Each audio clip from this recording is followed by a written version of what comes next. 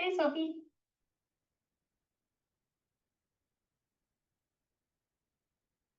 Hi, Erin.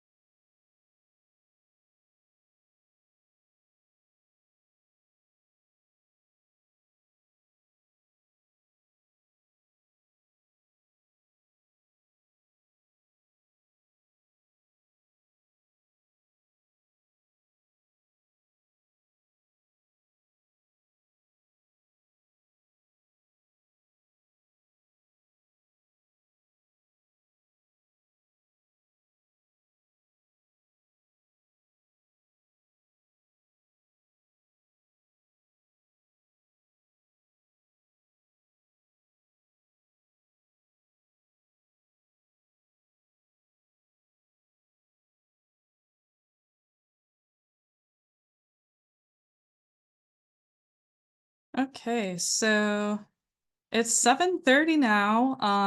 I think people are still going to be filtering in, but since we're recording, I think it's probably okay if we just get going, just so we have enough time for everything. So yeah, welcome to this webinar. We're the Canine Brains Project. So we're kind of a research initiative at Harvard University that studies dog neuroscience and behavior.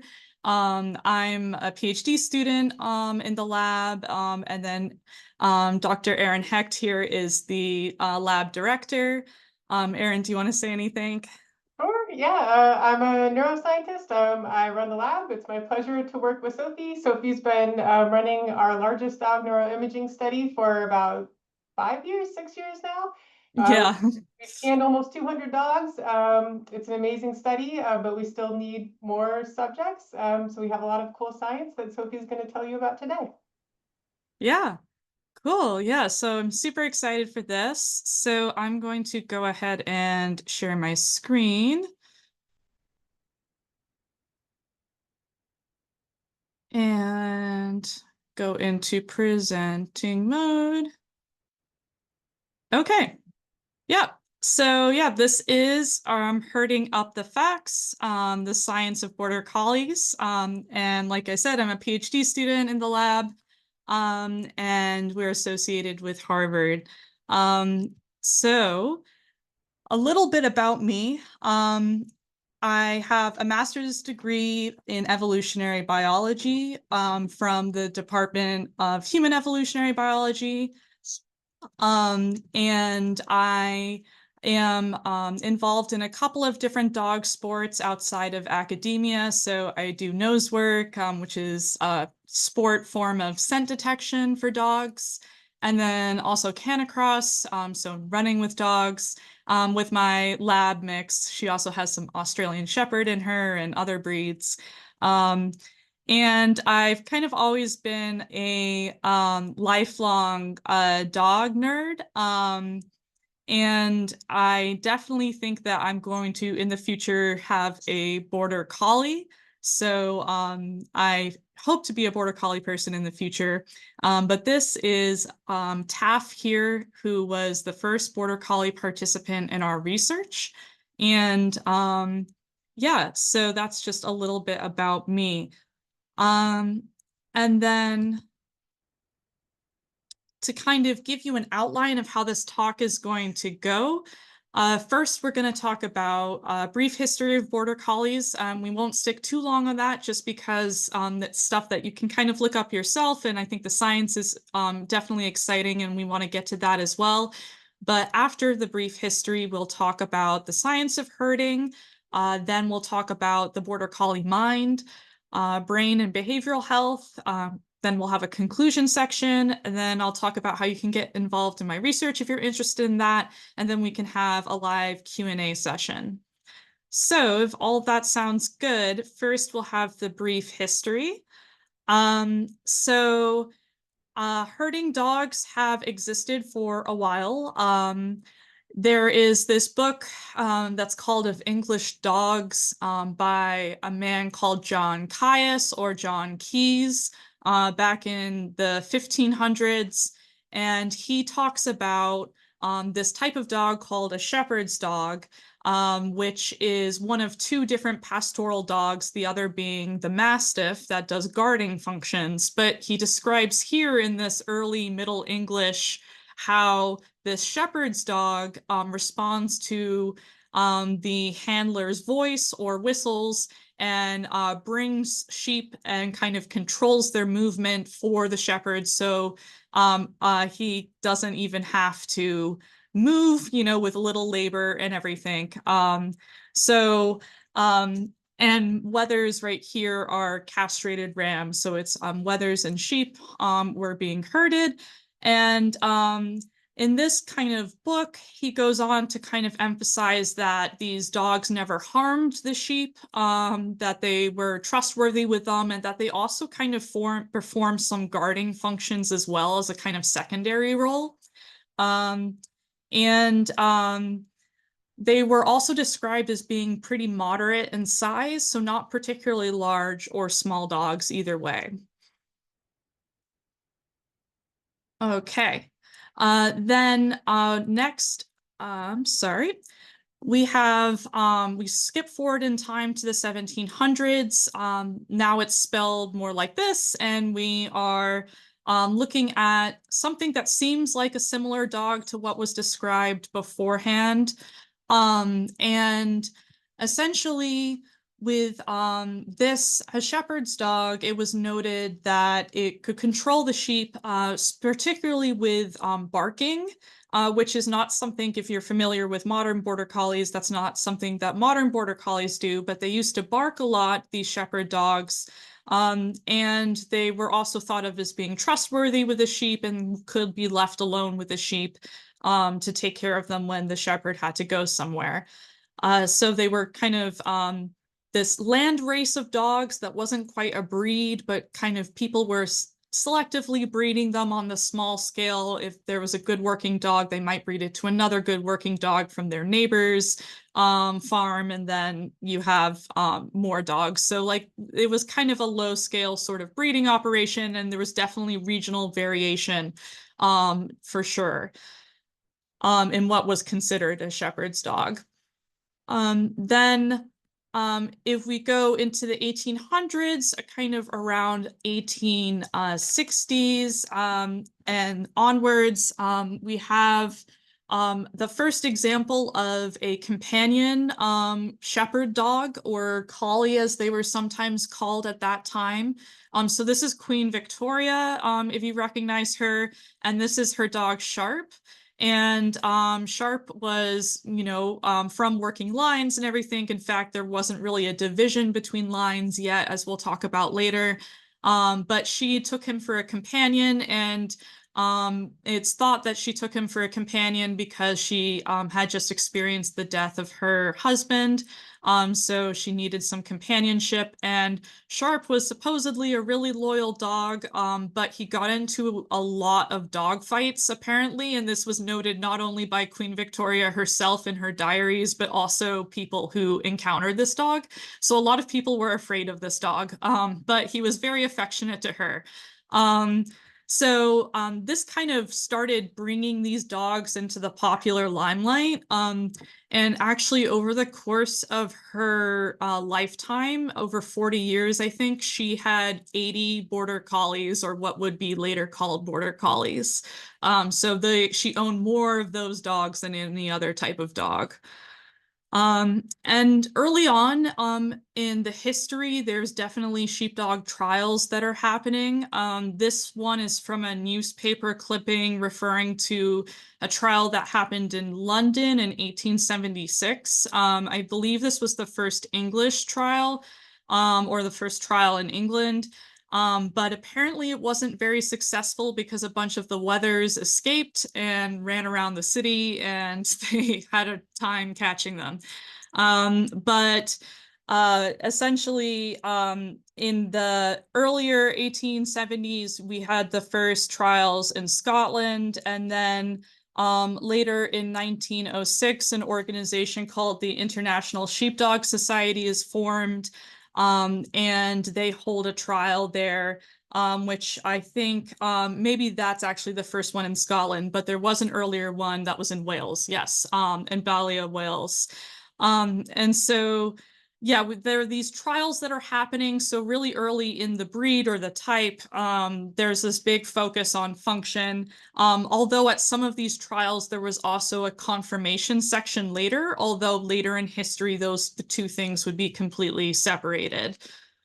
Then, at least in the US. And then we'll fast forward to kind of the most famous border collie that probably everyone knows, who is Old Hemp, who sired about 200 puppies. He was extremely successful as a herding dog, apparently, even though he's not known to have run in any trials. People kind of thought of him as a sheepdog genius. He was described as already knowing how to do a lot of stuff at 6 weeks old. It's kind of hard to know like what is true and what is people's imagination. But obviously this dog was so impressive to all the people that they saw, who saw him, that they wanted him to be included in their dog's bloodlines and so forth. So he becomes really famous. He was bred by Adam Telfer, and Adam Telfer won one of the international championships with his grandson, who was called Sweep. So even though Old Hemp isn't known to have won lots of trials, at least his progeny did. So he probably was pretty good at what he did. And then around World War I time, James Reed comes along. He kind of becomes the secretary of the International Sheepdog Society for a really long time. But in 1915, he coins the term border collie. So this is the first time this breed or type is referred to as border collie. And he mainly did this to differentiate it from the different types of collies that also exist, like rough collies and smooth collies and whatnot. And so that's kind of the first time the border collie term is ever really used. And then if we kind of go speed up into the future, kind of between now and then, we have border collies mostly working, occasionally doing show, but then in minor shows, but they're not part of the American Kennel Club, and they're not part of the Kennel Club yet. until in the 70s they enter the Kennel Club, and then in the 90s they enter the American Kennel Club. And there was a lot of controversy around this because people were worried that working abilities would be lost if people were breeding for morphology. At least from a scientific perspective, these groups of dogs are now genetically distinct. You can tell the difference if you know what certain genes to look at, which is a working line and which is a show or conformation line, at least in the population that was studied. So it seems like some evolution has taken place since this breed split. But there are kind of these two major types of border collies. The show conformation line tend to have a little bit of a broader head. They tend to have more emphasis on the fur, and they have flowier and prettier fur. The working line dogs tend to be more athletic. There's less emphasis to no emphasis on appearance, so they can look all sorts of ways. But usually they're more athletic in build or maybe a little leggier. But it can vary a lot, and sometimes you can get really fluffy working line ones as well. But also working line ones can be smooth or short furred. And then we have this secondary breed split, which is not formally documented scientifically, but I've heard people talk about it in the Border Collie world, so I'll just put it here. But there are some people who are really competitive in dog sports with Border Collies who actually breed Border Collies for dog sports specifically. And what I've been told is that those dogs are typically a bit more higher arousal, tend to have more intense toy drive, tend to have more handler focus, kind of things that benefit, say, agility, but not necessarily things that are normal or desired in like a working line Border Collie. Now, is it the case that working line Border Collies just go and compete in sports and do well? Yeah, that's also true. But some people specifically are breeding for this. And I think that if there were scientific studies on this, we would start to see some of a population differentiation.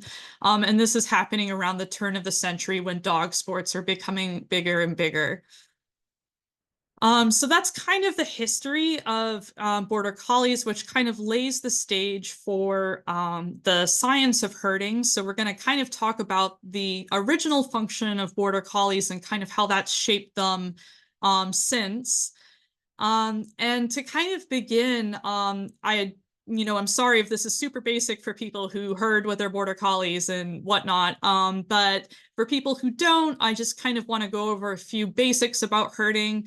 The number one misconception about it is that the dog is friendly towards the sheep and has like a relationship with the sheep that's positive and guides them and cares about them.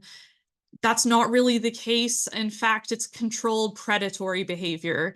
So the dog is trying to hunt the sheep and is basically inhibited by verbal and whistle commands, as well as selective breeding to take out parts of the hunting motor sequence, which we'll talk about in a second. So it's very clearly predatory, and the sheep or livestock are not happy when they're being moved by a Border Collie. If I can be anthropomorphic, they don't enjoy it. Essentially, for Border Collies, reinforcement is access to sheep because they love sheep. Sheep are super interesting to them inherently, or livestock or cattle. Some are used with cattle. So you don't need any food or toy rewards to get the dog to do the herding behavior. Like the actual act of herding is the reinforcement, and if you stop the dog from doing it, that's kind of punishment for them.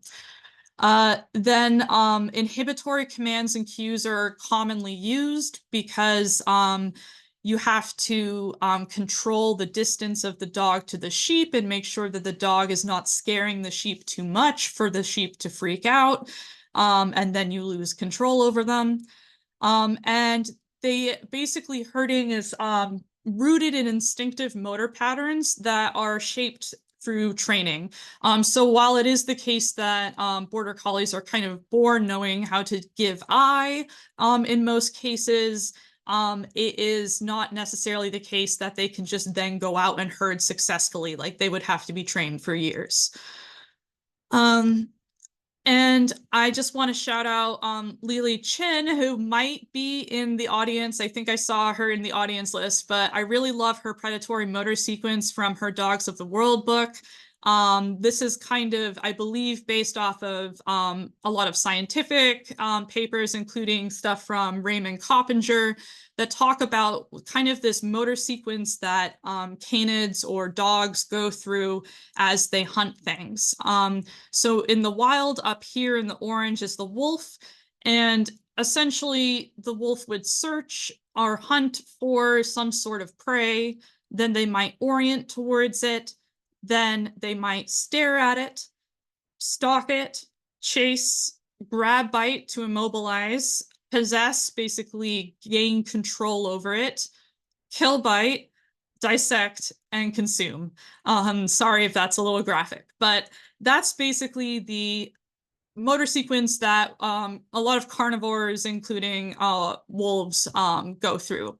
But in different breed types, we have selectively exaggerated or eliminated parts of that sequence, amazingly. And you can see this in herding dogs, where we really have this orient and eye emphasis, where dogs are really interested in the prey object, which is the sheep, and then they show eye towards it, which is in this intense focus, which the prey animal perceives as a predator wanting to hunt them, which is scary to them. So kind of it works to control them. And then there's the stalking, and that's kind of the low crouch, which is kind of almost more like what you see with a big cat. And then there's the kind of chase, which is, when the border collie darts forwards. And then occasionally there's the grab bite, which is allowed in trials in certain circumstances, like if the dog needs to defend itself against a sheep or, another livestock. Or in general work, there might be reasons for the dog to grip or bite the sheep in a part of the sheep's body that is not sensitive. So they're trained, to bite in places that are not going to damage the sheep, because people care about the meat and everything, but also for the welfare, it would be nice if it didn't do that. So there is gripping occasionally. So when people say that that's been eliminated out of border collies, that's not the case. And then supposedly the rest of this sequence is taken out. So that's why the border collie normally doesn't kill. Although I have heard border collie handlers tell me if they just let their dog loose with sheep, eventually they would probably work them to death or kill them. So I don't know how true that is, but that is something that is not emphasized in their selection. But what's really exaggerated is this eye and this stalk. Whereas livestock guardian dogs like Great Pyrenees or Pyrenean Shepherd dogs, they are livestock guardian dogs who live in the same sort of context, which is like, with livestock, except they protect them. And that's because they see them as conspecifics or, other individuals of the same species rather than prey animals. And they also supposedly have all of this knocked out so they don't ever hunt things, which I have talked to livestock guardian people, and that's not true either. It's usually considered a fault if your livestock guardian dog does that, and you would try to remove them from the gene pool, but it does happen. So anyway, there's this kind of motor sequence that's been exaggerated in border collies. And this is a picture of what that eye looks like. So if you own a border collie, even if they're not a working line border collie or a herding border collie, like you've probably seen this before if they're looking at a ball or something that is moving. Interestingly.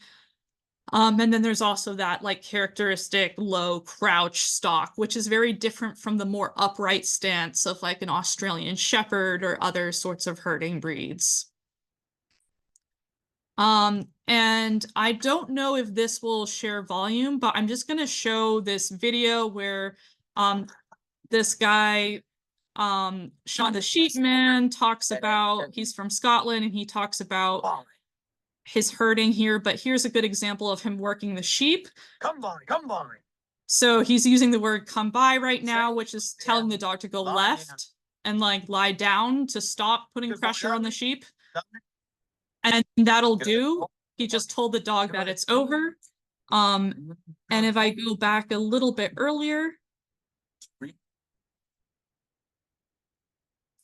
you can see that's called an outrun. That's when the dog initially goes and gathers. And so that's come by. So going to the left, it's a circle around.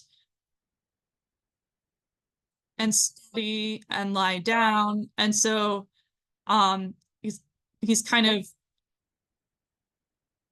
using the dog to drive the sheep towards him, and so forth.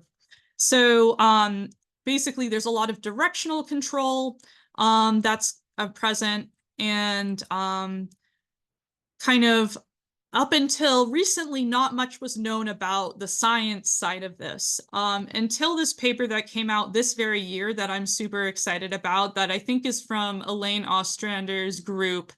But essentially, they looked at a bunch of different herding breeds and non-herding breeds, including border collies of both working and non-working lines. And they looked at their whole genomes, which means all of the genetic material in each cell.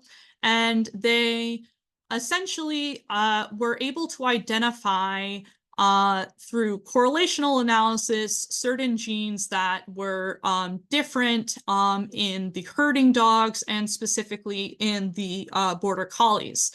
So the gene that kind of had the most hits in this study was this one that it's called EPHB1. Genes don't really have fun names. They're just called numbers and letters.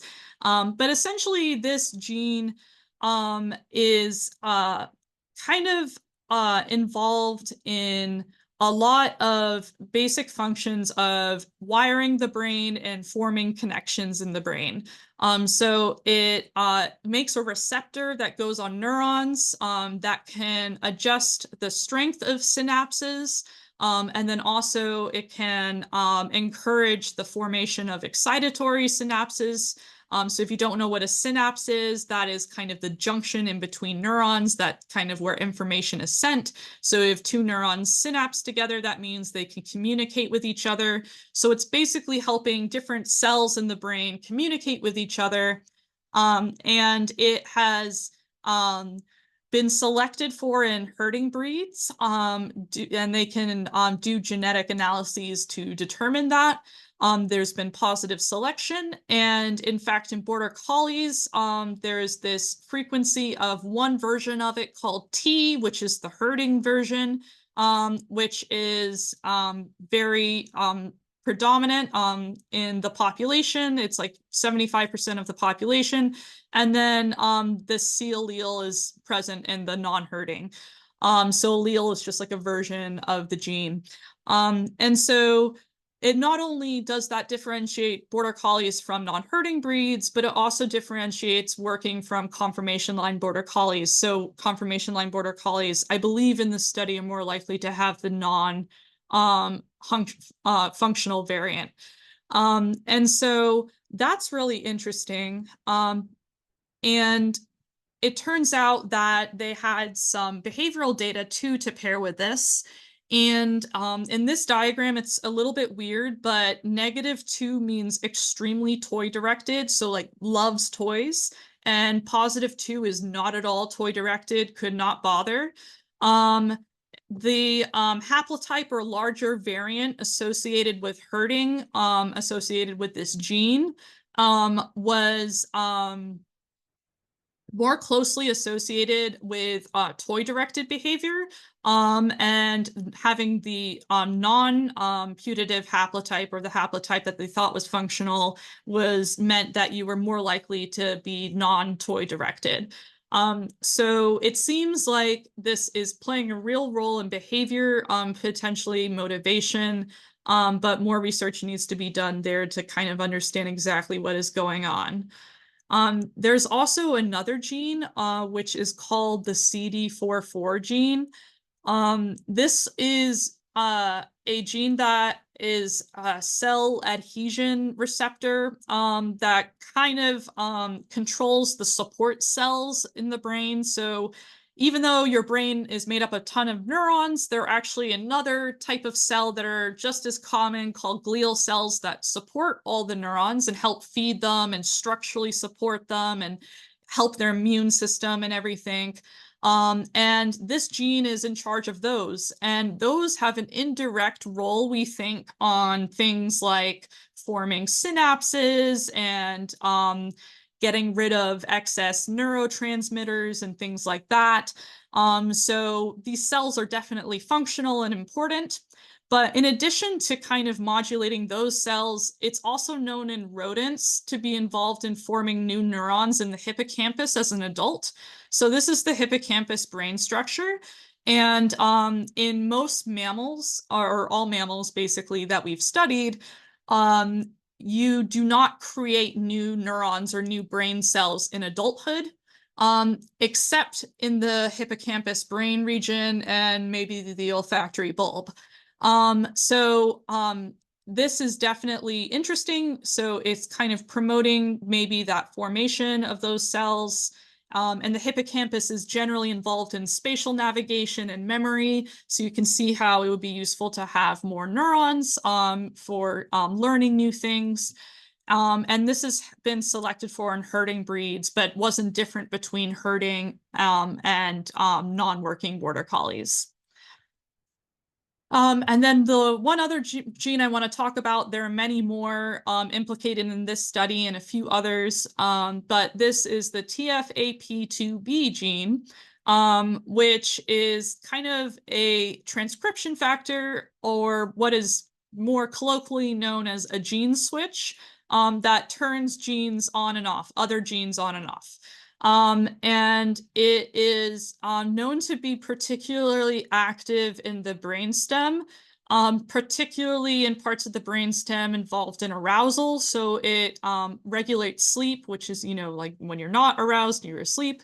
But also it is involved in more motivational behavior related to arousal.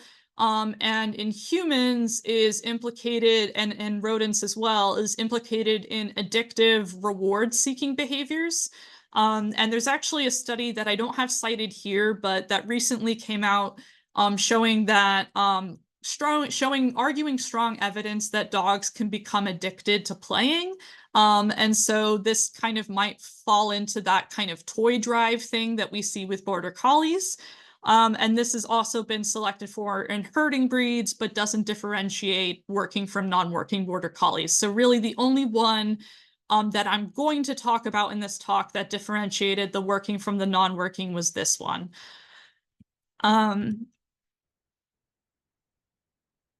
So it seems like the brain is really important here. All of these genes are relevant to the brain, which is unsurprising given that border collies are being selected for a behavior and the brain produces behavior.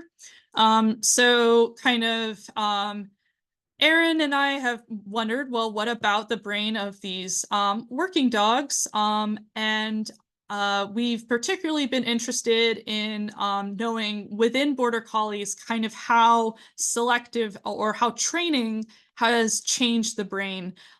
So we know there's a genetic component, but kind of what is the experiential component and what is it doing to the brain? Because it turns out in human studies that experiences like learning to play the piano or navigate a city can actually change the size and connectivity of different brain regions. So we wanted to look at this in dogs. And we're looking at this in a couple of different breeds, but for today, we're just going to talk about border collies. And these are actual participants that have participated, including a couple that may have their people in the audience. So here's Taff, and then there's also Addie, and Sophie, and Dima, and Antic, and that is, I believe, Rexar. So I kind of remember all of them. And we scan them in this MRI scanner. That's the same sort that you use with people. In fact, we have to jostle with other labs to get time on this MRI scanner. And they scan humans, but we scan dogs. And so it's non-invasive and safe. And it's a 3 Tesla MRI, which means that it gets really research grade, really high resolution images that are better than what you would typically get, for a veterinary scan. Um, and I just got these results last night, so I'm very excited about them. But essentially, we have been studying these working border collie brains, and one thing that we did was compare working line individuals who are actively involved in the work that they were bred for several years in most cases, or at least half a year, and then individuals who either went through a little bit of training or no training at all and have been companions for years. And it turns out that this changes a part of the brain called the rostral supersylvian gyrus, which is quite a mouthful. But this is essentially part of the dog parietal lobe, if you know what the parietal lobe is. The parietal lobe is traditionally involved in kind of body sense and pain and awareness and attention and parts of vision. And so it kind of has lots of different roles. And it's larger here in the working border collies, only in the left hemisphere, which is interesting. We've previously found out that the dog brain is asymmetrical, so this is not entirely a surprise that it would be asymmetrical. And then also there's this tiny little region that's a little bit expanded in the rostral ectosylvian gyrus, which is also, according to some atlases, part of the parietal lobe in dogs. And so what is this really doing? Well, based off of a collection of historical studies on dogs, studies on cats, who have similar-ish brains, and then also kind of knowledge about humans and rodents, our best guess is kind of that this region is involved in attention, motion processing, and object tracking, particularly in cats. This region is really involved in that, so it might be a similar thing. Also, it might be involved in kind of forming an egocentric map of like where you are in relation to other things in space.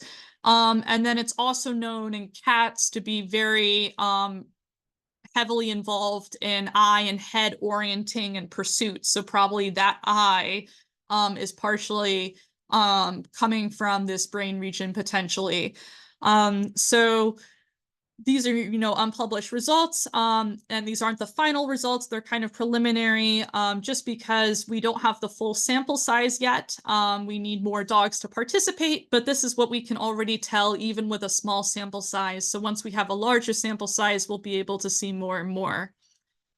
And so that moves us on now to the border collie mind. And first, we're going to talk about words, because words are really interesting when it comes to border collies. So historically, for most of their selection, and for all of their selection in some cases, dogs have been selected in part to learn words and whistles easily. So these are cues that the handler gives to modulate the movement, direction, and orientation of the dog, in order to effectively herd the livestock. And so this is from like a really old paper, but it kind of does a nice job of summarizing some of the different types of signals, and they argue that there are 4 basic signals that are used in herding. And they have some examples on the right here of particular words that people might use that are idiosyncratic. Like some people might use walk on, while other people might use come on.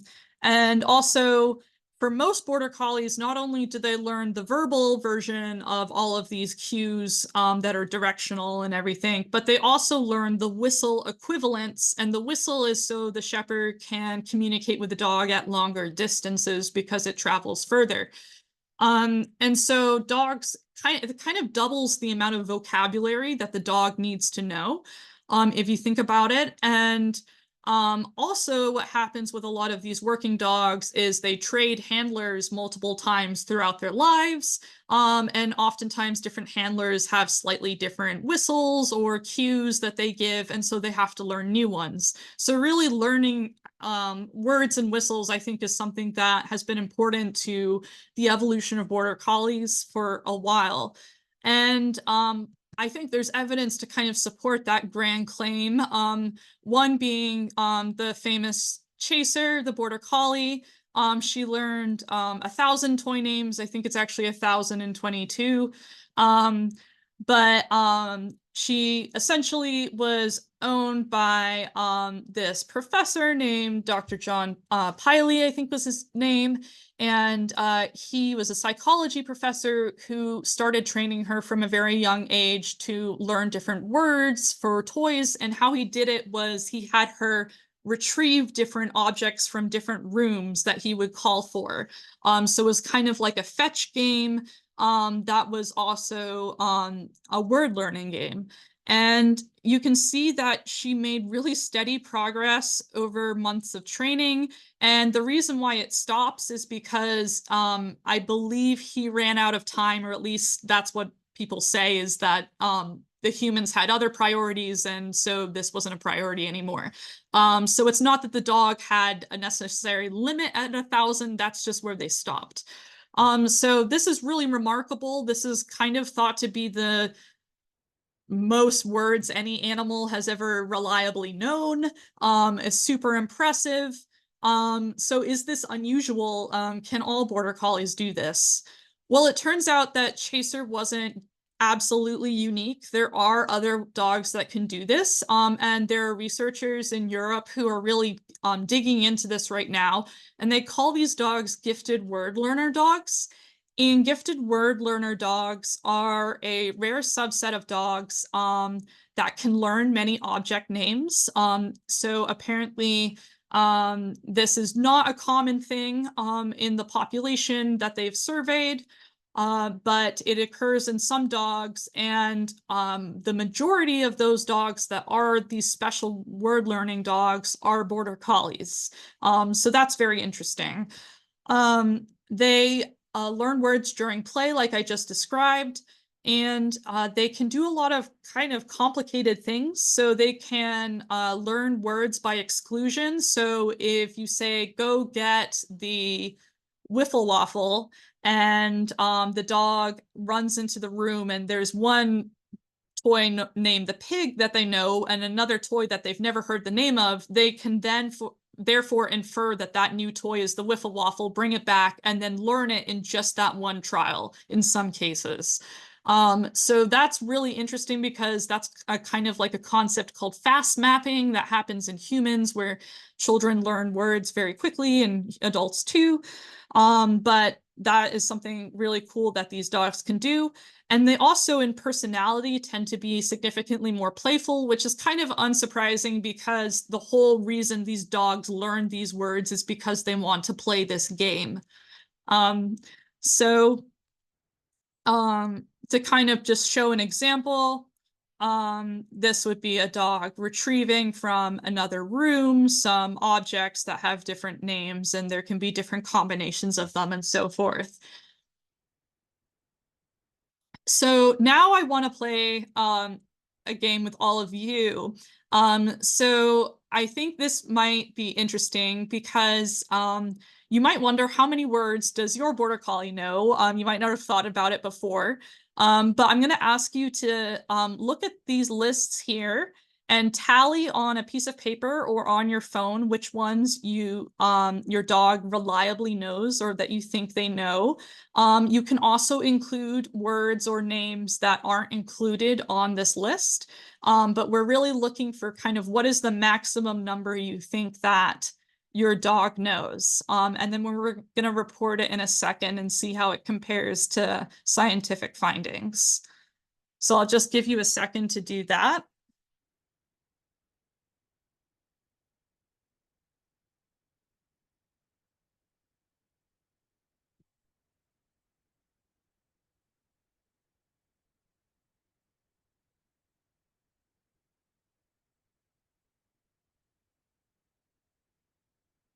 And by the way, this is part of one of our questionnaires that you can actually take on our website if you want to do more of this.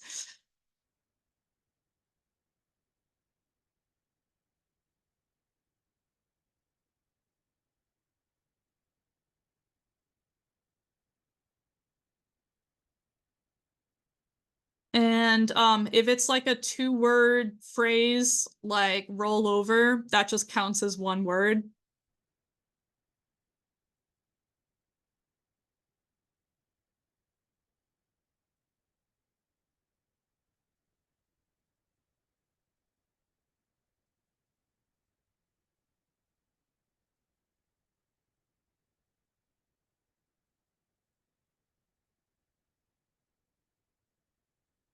Okay, so I'll give you 30 more seconds, let's say.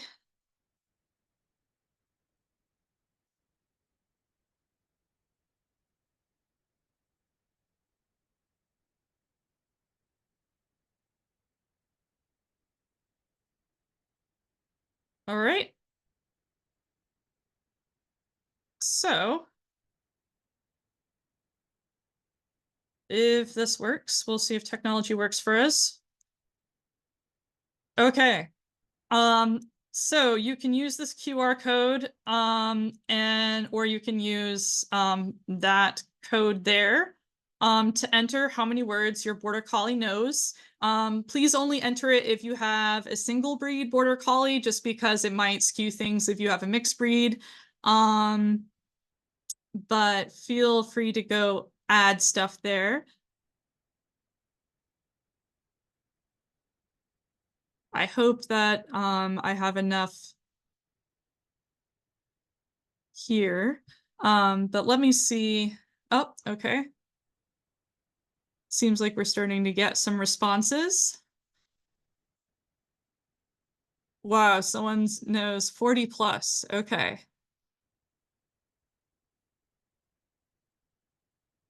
Okay, some 6 to 10.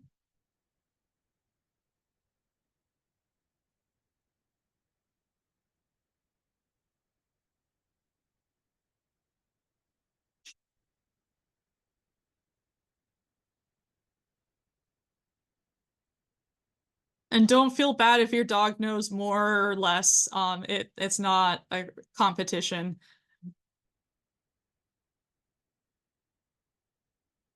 But it looks like, okay, 31 to 40 is the most common one right now.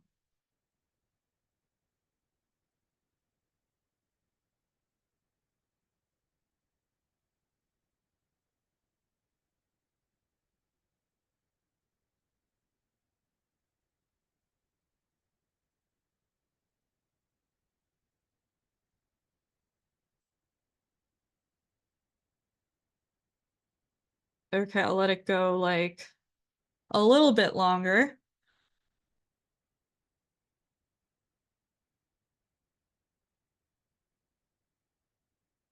But it definitely looks like the majority is still in that, or yeah, the majority is in that 31 to 40 category. And then we have the lowest at the 6 to 10 and the highest at the 40 plus. Oh, we just got some more for 40 plus. Wow. Now that's equal. I might let this run just a little longer just because this is so interesting.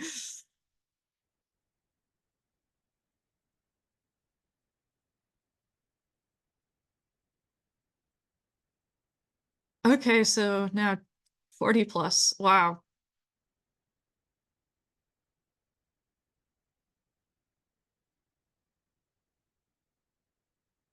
Okay, so I think we'll go on from there. So you can see that most people said a fair amount of words, which is quite interesting. Oh, and then we just got another one for the 40 plus. Um,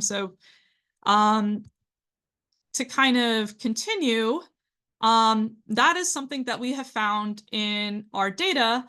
Specifically, we found that Border Collies on average tend to know more words than non-Border Collies, which in this simple analysis, we just called everything that was not a single breed Border Collie. And so the average, and this is over thousands of dogs. And so this is just Border Collie true. If it's a Border Collie, it's up here. And the average is around 32, and this is an effects plot, by the way. And then for the non-Border Collies, it's closer to 22 words. So on average, Border Collies know 10 more words than other dogs, which is really interesting. And there's plenty of possible explanations for that, of course. But it's interesting that we kind of saw an average closer to 32. And in this previous slide, if it'll pull up again. Yeah, okay. So yeah, that looks kind of right for what that is as well. Okay. And so Border Collies know a lot of words, but what words do they know? So I looked at which words were kind of enriched in Border Collies, but not other breeds. And it turns out that these are kind of like the top words that are very prevalent in Border Collies, or more prevalent in Border Collies than they are in the broader population. So I think Frisbee is really interesting that that's one, and ball is interesting, but also kind of inhibitory sort of words like stay, quiet, wait.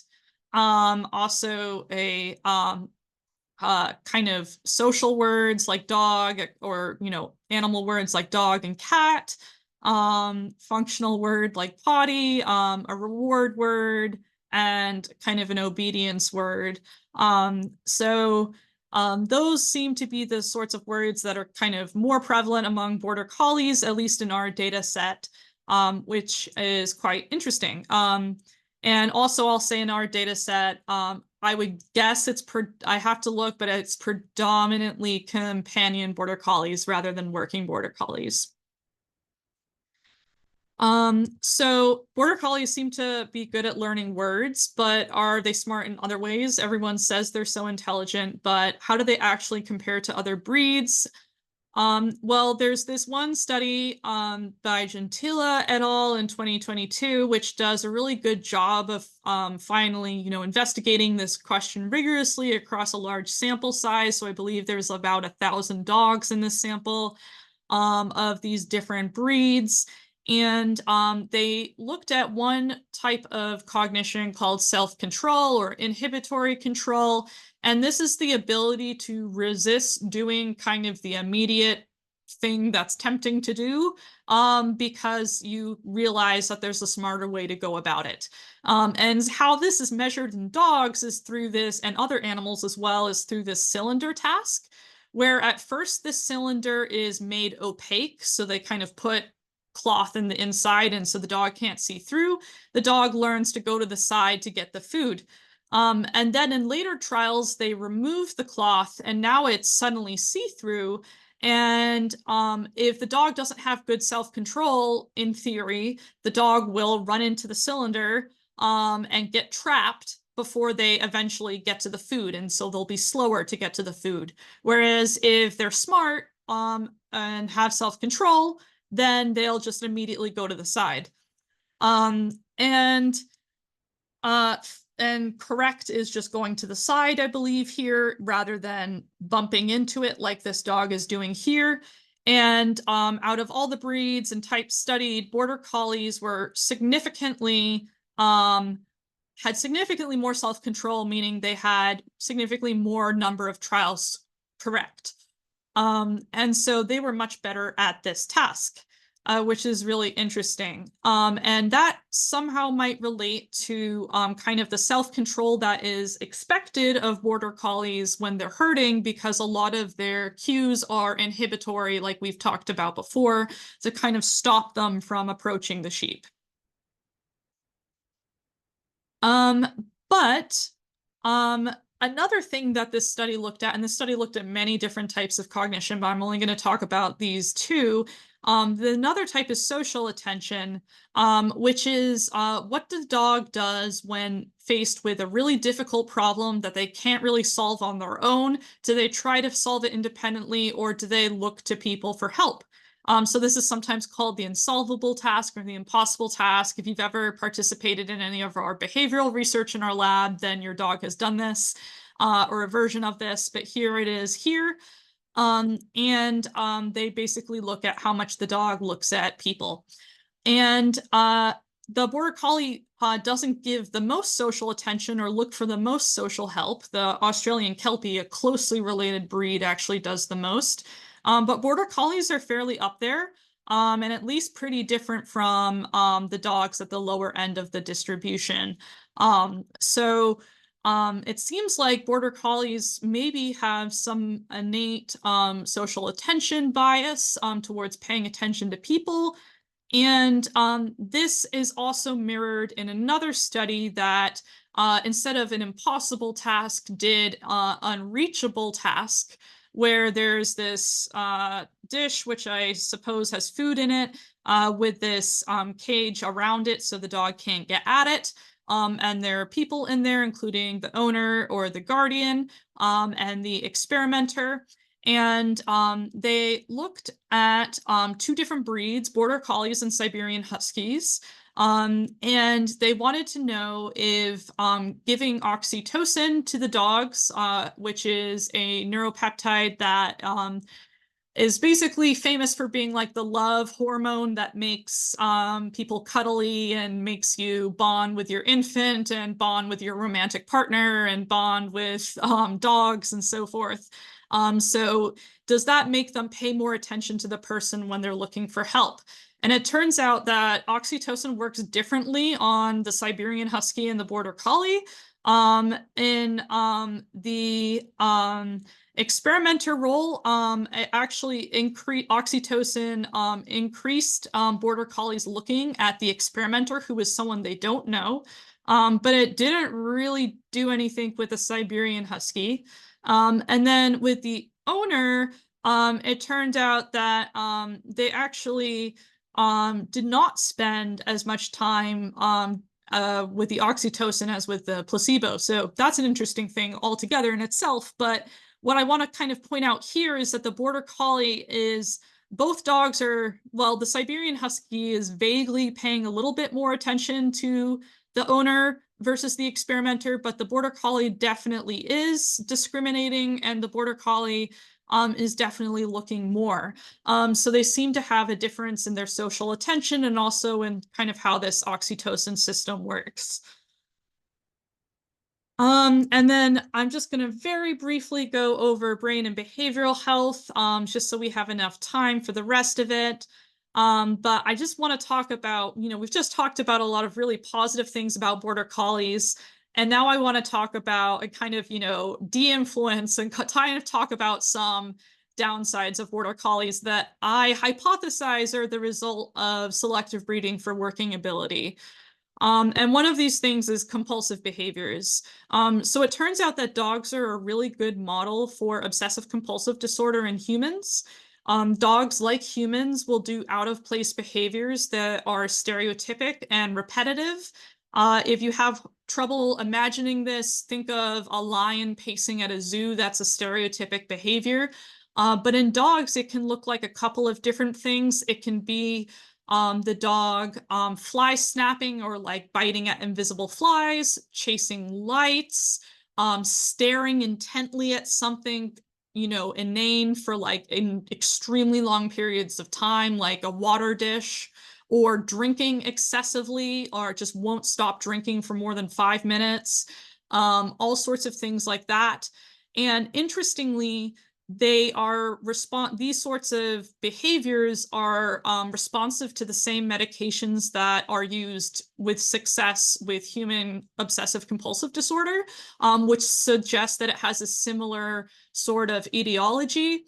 And also it tends to appear in adolescence, these sorts of behaviors, just like in humans, which is super interesting to me, which suggests that some people have called obsessive compulsive disorder something like a neurodevelopmental disorder, which is a disorder of how the brain develops. And so we know that the Border Collie brain has undergone a lot of selection for brain-related genes, specifically ones in brain development. So I just wonder if there's some overlap there. But anyway, like with humans, there's a strong genetic basis, but it can be somewhat shaped by the environment. So there's actually a study by Hall et al. Here, which shows that sometimes, unfortunately, people find this sort of behavior funny in their dogs and will laugh at it. And that actually encourages the dog to do it more. And then actually, if you discourage it and use behavior modification, then you can reduce it. So it is somewhat pliable to the environment, but definitely has a genetic basis. And in this particular study, they found that Border Collies, more than other breeds, were more likely to do this particular form of compulsive behavior, which is fly snapping or light chasing, which is sometimes or used to be thought of as more of like a partial seizure, but now people are accepting that this can also be a compulsion, especially the light chasing, because dogs will sometimes seek out areas where they know shadows are going to pass so that they can do this compulsive behavior. So this might be related to selection for working ability, because if you think about it, Border Collies are compulsively addicted to sheep. So it might be a similar sort of phenotype that's kind of gone too far. Another thing that Border Collies are famous for is noise sensitivity. They are significantly more noise sensitive than German Shepherds, who are also known for noise sensitivity. But they are equally as sensitive as Australian Shepherds, apparently, according to this one study. And this study used a pedigree analysis to show that it has a genetic component in Border Collies. And because it differs between breeds, it probably has a genetic component for that reason as well. It turns out that different breeds show different types of responses to noise phobias like gunshots or thunder or things like that.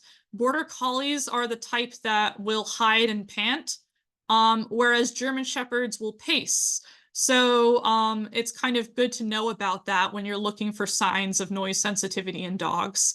And this might relate this is a very tentative hypothesis, but I think this could relate to selection for increased sensitivity to verbal and whistle cues, especially faint ones at long distances. I think that maybe selecting for really sensitive dogs that are really sensitive to sounds might have made sounds more likely to scare them. But this is something that definitely needs to be studied further. And again, with the whole neurodivergence thing, neurodivergent people often have noise sensitivity. So that's another interesting overlap with dogs, as we see here. And then lastly, I just kind of want to very briefly touch on epilepsy, which is unfortunately very prevalent in Border Collies. It wasn't really well studied, even though the vet world knew about it until recently. And there's this one really nice study that gives all of this information here. But unfortunately, this is kind of what a generalized seizure will look like. Dogs can also have partial seizures where they're kind of more twitching and more with it. But unfortunately, it often looks like all of this.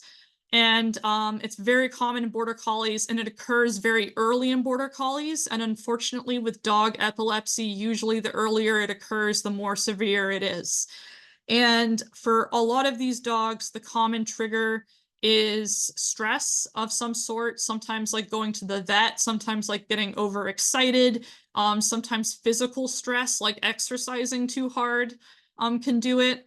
And interestingly, like humans, there are kind of phases before the seizure where there's kind of almost signs that the seizure is going to happen. And in this study, they found that border collies are often really clingy and restless right beforehand. And afterwards, they walk aimlessly and they're lethargic. Um, and also, border collies typically need more than 2 drugs to manage their epilepsy. And typically, the more drugs you need to manage an epileptic case, the poorer the prognosis is and the more severe the epilepsy is. So unfortunately, border collies are really suffering from this problem. And according to owners, there's a 30% decrease in quality of life observed in their dog before and after the diagnosis. And it also can be fatal because the heart can literally stop during a seizure. And so this is a problem that is, really prevalent in dogs and border collies and needs to be studied further. This is a problem that is also prevalent in humans, which has led some people to think that maybe something to do with human brain evolution, evolving larger brains, made us more vulnerable to things like epilepsy. That's very tentative and skeptical. But whatever the case, something about selective breeding has somehow changed the likelihood of epilepsy in these dogs. I don't think that there are studies comparing working to show line, but I believe that the problem is prevalent in both. So kind of to conclude, major takeaways are many border collie traits are likely the product of strong historical selection for herding. So kind of that large receptive vocabulary or ability to learn a lot of cues. That self-control ability, so the ability to lie down and stop when you're told or not go through that cylinder to get the treat. And then also social attention is also seemingly something that has been modulated in border collies. And herding ability specifically has both a genetic and an environmental component. As we saw with the brain stuff, it also changes the brain in dogs that have the same genetic background. Ones that learn herding have expansions in the parietal cortex. And then also, this is, not exactly scientific, but kind of holistic observation from all of this research is border collie brains are powerful. It seems like they have great cognitive abilities, but they also seem to be fragile in the sense that they are prone to some behavioral and neurological issues. So that always needs to be taken into account when, buying or breeding or adopting a border collie and so forth.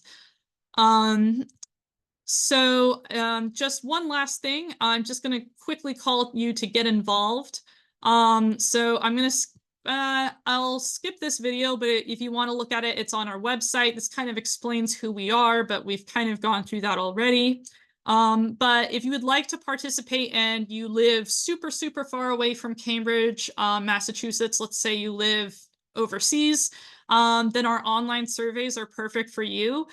So here's a QR code if you would like to do some of that. I find it personally fun to fill out surveys about my dog because it makes me think about them in ways I don't typically. But it's up to you if you'd like to do that, but make sure you fill out the consent form before you fill out the surveys. Otherwise, we can't use your survey data. So I'll leave that open for about 30 more seconds. But you can also find this on our website, caninebrains.org, and then you can click to surveys.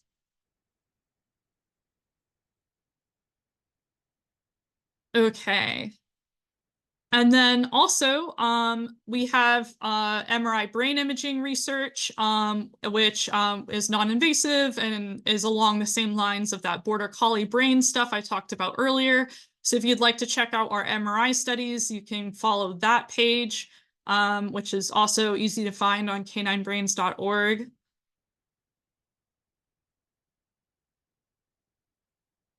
And so I'll leave that for a second.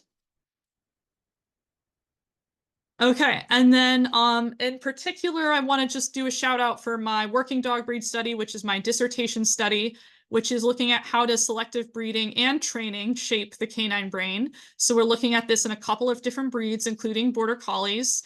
And this is open to both working and companion border collies. So if you have a dog who is a couch potato or is just a happy family companion, then they can also participate too. It's not just for working dogs. They will act as our controls. You can visit this page to follow the working dog breed study if you're interested in that. And we do, occasionally offer a little bit of financial support for travel if you're coming from far away. So even if you're not sure if you can make it, you can just fill out our form and we can talk about it. So there's like a pre-registration form on that particular studies page. Oh, there's the QR code. So leave that for a second.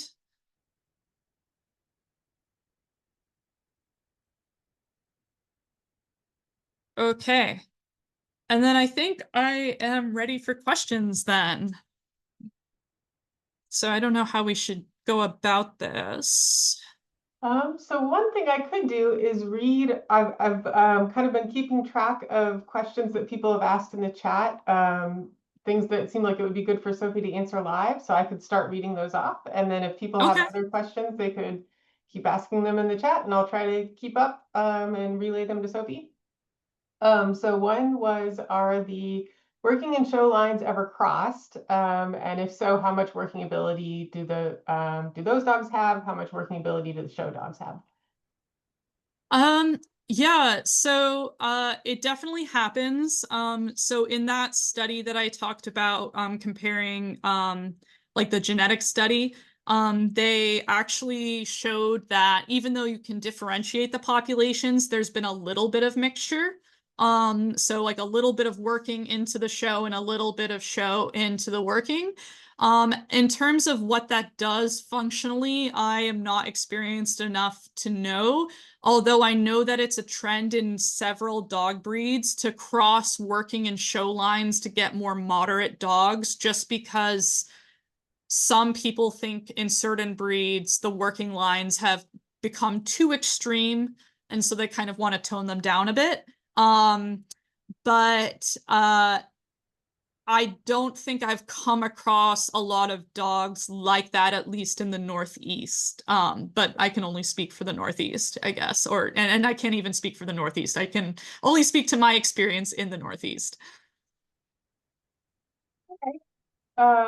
Let's see. So somebody else had a question about whether companion border collies could be trained to regain the brain function or behavior of working line border collies. Yeah, that is super, super, super interesting. I think that people on either side of the fence of show versus working would argue one way versus another. I think that we really just need to do the science to see. I think that would be a really interesting experiment to try to train conformation ones and compare them to the working line and see what the differences are and what seems to be different or similar. And can you really get the same phenotype or the same exact, performance level? I don't know. But my guess is because there is a strong genetic component, I think, and there seems to be some genetic differentiation, I think it might be not totally easy, but maybe possible. Yeah. Um, okay. So next question. So somebody's asking about their 11-month-old border collie. We're always looking for ways to tire him out. Can you provide any guidance about physical versus mental stimulation and play as it pertains to sleep and fulfillment for the dog on a daily basis? He's not a working dog. So Uh-huh. Sophie and I could try to offer some insight, but I figured, maybe the best guidance might come from all of the other people here in the audience who have raised border collies themselves. So if other people have ideas for Patrick who asked this question, maybe throw those in the chat. Mm-hmm. Yeah. Yeah, and I definitely think uh I think dogs need some level of physical enrichment, but I think the common understanding is it can't be all, and you need the mental enrichment. And I am a big fan of nose work, so I'm always going to push nose work. It's super easy to do at home. It's, you don't have to do it competitively. You can easily figure out how to do it via Reddit and other places. And it's for my dog, who's, a pretty active dog. She's not a border collie, but she's pretty high drive. It helps calm her down. Another thing that I have noticed with my dogs, I have mini Aussies. They were pretty spunky when they were younger.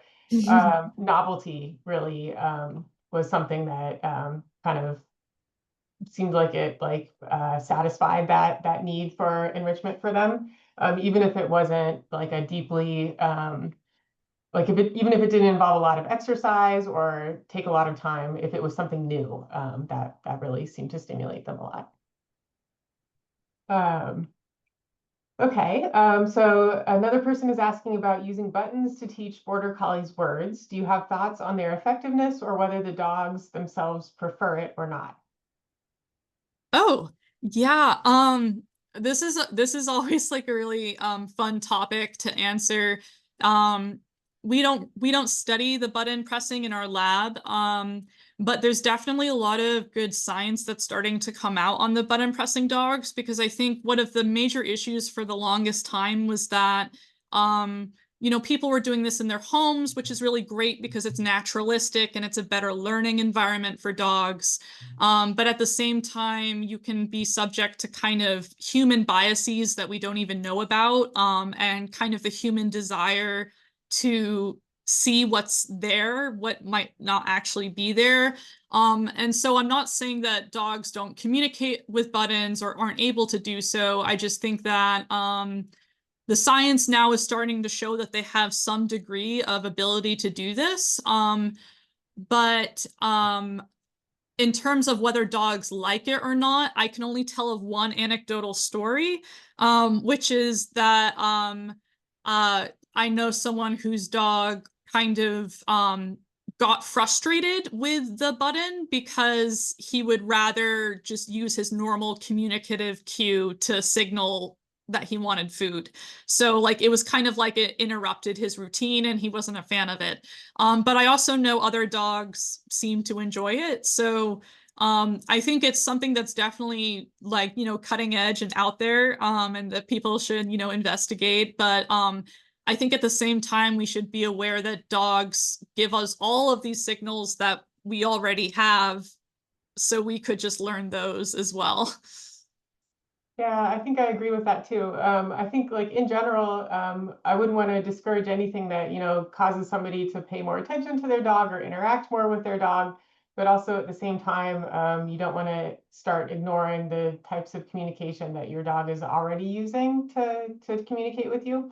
Dogs have a pretty rich communication system already to talk to humans. So if you feel like you're not, kind of getting enough information from them, maybe one thing to try first is just learn a little bit more about the facial expressions and vocalizations that dogs already use to talk to people. Okay, another question. Are border collies more prone to nipping people? Mine will nip at people she doesn't know, who pet her behind her head, but she doesn't seem to want them to stop petting her. She'll show her teeth and nip, but when they stop petting, she starts nudging their hands to pet her more. Interesting. Yeah. So nipping in some cases can be a sort of hurting behavior, although I typically hear of it more in like cattle dogs as like being a problem, like with people, biting people's ankles and things like that. Um, it sounds it sounds like the dog I would be careful about like continuing that situation, because it sounds like the dog has conflicted emotions at the very least about being touched in that way. But yeah, I wouldn't say that that is a trait that's super prevalent, although I could be totally wrong. But the bite is supposed to be de-emphasized in border collies. Okay, so next question.